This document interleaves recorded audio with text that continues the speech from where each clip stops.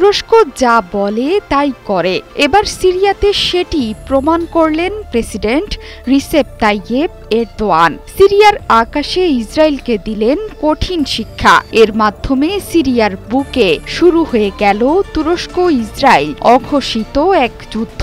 সিরিয়ার আকাশসীমায় অনুপ্রবেশকারী ইসরায়েলি বিমানগুলোকে প্রতিহত করার চেষ্টা চালিয়েছে তুর্কি বিমান। ইলেকট্রনিক সতর্কতা সংকেত জারি এবং জ্যামিং অপারেশন পরিচালনা করে এই চেষ্টা চালায় তুর্কি বাহিনী। এর মাধ্যমে ইসরায়েল যাতে সিরিয়ার আকাশসীমা ছেড়ে যেতে বাধ্য হয় সেই প্রচেষ্টা চালিয়েছে আঙ্কারা।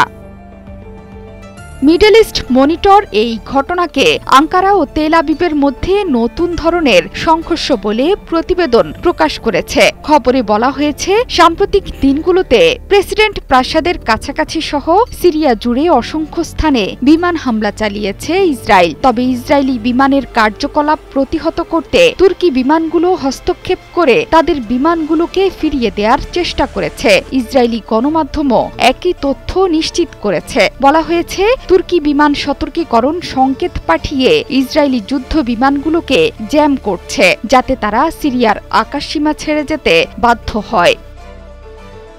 সিরিয়ায় ইসরায়েলের বিমান হামলা নিয়ে সতর্কবার্তা দিয়েছেন তুর্কি প্রেসিডেন্ট রিসেপ তাইয়েপ এরদোয়ান। তিনি বলেছেন, ইসরায়েলের পদক্ষেপ শান্তি এবং স্থিতিশীলতার জন্য হুমকি। তুরস্কের বিরুদ্ধে দেশটির সম্ভাব্য যে কোনো পদক্ষেপ নিবিড়ভাবে পর্যবেক্ষণ করছে আঙ্কারা। কয়েকদিন আগেও তেল আবিবকে সিরিয়ায় বিমান হামলা বন্ধের আহ্বান জানায় আঙ্কারা। সেই সাথে সতর্কবার্তা দিয়ে বলেছিল, সিরিয়ার এই স্পর্শকাতর সময়ে ইসরায়েলকে অবশ্যই তার বিমান হামলা বন্ধ করতে হবে, যা সিরিয়ার ঐক্য এবং আঞ্চলিক অখণ্ডতার প্রতি প্রচেষ্টাকে ক্ষতিগ্রস্ত করে। সিরিয়া সংকট নিয়ে মার্কিন প্রেসিডেন্ট ডোনাল্ড ট্রাম্পের সঙ্গেও টেলিফোনে কথা বলেছেন তুর্কি প্রেসিডেন্ট রিসেপ তাইয়েপ এরদোয়ান। সিরিয়ার স্থিতিশীলতাই এই অঞ্চল সহ বিশ্ব শান্তি এনে দিতে পারে বলে ট্রাম্পকে জানিয়েছেন তিনি। এই ফোনালাপ নিয়ে মার্কিন প্রেসিডেন্ট ডোনাল্ড ট্রাম্পও প্রতিক্রিয়া দেখিয়েছেন। সিরিয়া, গাজা এবং ইউক্রেন যুদ্ধ নিয়ে এরদোয়ানের সাথে তার ফলপ্রসূ আলোচনা হয়েছে বলে গণমাধ্যমকে জানিয়েছেন মার্কিন প্রেসিডেন্ট। এ সময় গাজায় দ্রুত যুদ্ধবিরতির দাবিও জানান তুরস্কের প্রেসিডেন্ট।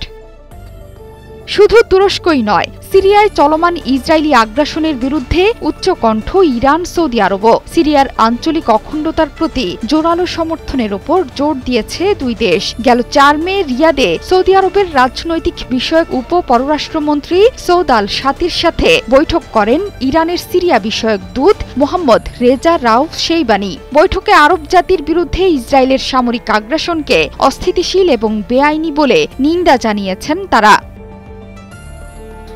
জোহরা চৌধুরী সেতু, ৭১।